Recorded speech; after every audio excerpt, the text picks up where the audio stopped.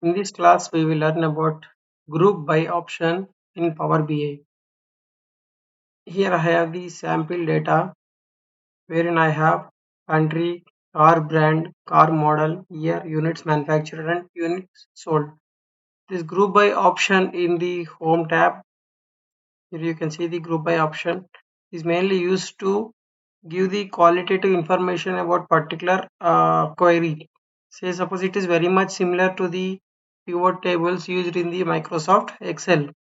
Say suppose I want information about the car brand B, how many units manufactured for the car brand B. I want information about how many units manufactured for the car brand H. Suppose I want the information how many total units sold in the year 2020, how many total units sold in the year 2021. So for this kind of queries, the answer I can get it by the group by option using in the Power BI. So here you can see the data. Now I'm clicking on the group by option. So as soon as I click the group by option, a menu will populate. It will contain two options here. One is the basic and the other one is the advanced. Basic in the basic the basic version, I'll be able to work with only one single query. In the advanced versions, I'll be able to work with multiple queries. First, let us see the basic version. So now I'll go with the car brand. Here it is asking for the new column name. So the new column name is suppose uh, I want units sold for the car brand.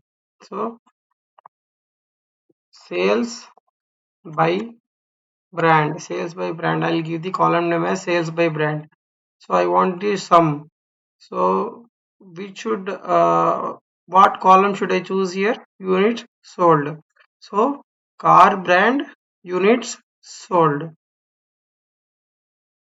I will get the information, combined information about the units sold as per the car brand with the new column name sales by brand.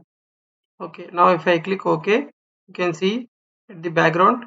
So you can see the car brand is B, units sold irrespective of the year, whether it is 2020 or 2021 or whether it is 2022. I'll get the units sold as 5,78,964 for the brand B. Similarly, I'll get the information about other brands C and H. Now we will roll back this step by clicking on the cross mark here. Now we will use group by advanced option wherein I'll have one column as the one group as the car brand. I'll also add other group as the say suppose here now sales by brand and year. Sales by brand and year, I'll give the new column name as sales by brand and year. So I want the sum. So here units sold. So units sold by car brand and units sold by year. So my new column name will be sales by brand and year. If I click OK, there you can see car brand is B, year is 2020, units sold are 4,80,341. Here car brand is B, year is 2021, units sold are 98,623. Such information I can get using the group by options. Suppose if I want to roll back it, I can roll back it. So the other thing I can get it is total units sold by the year. So group by, I'll select here units sold by year. So some units sold. Okay.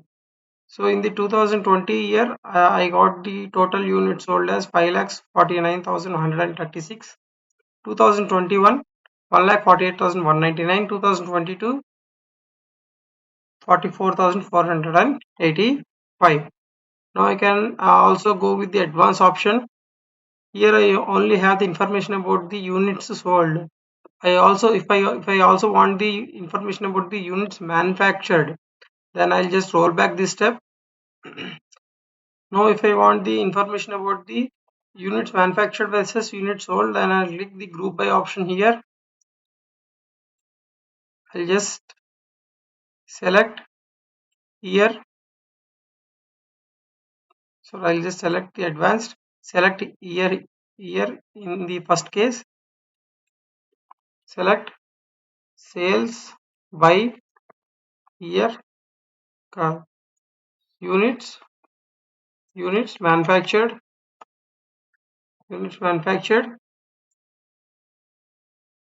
sum.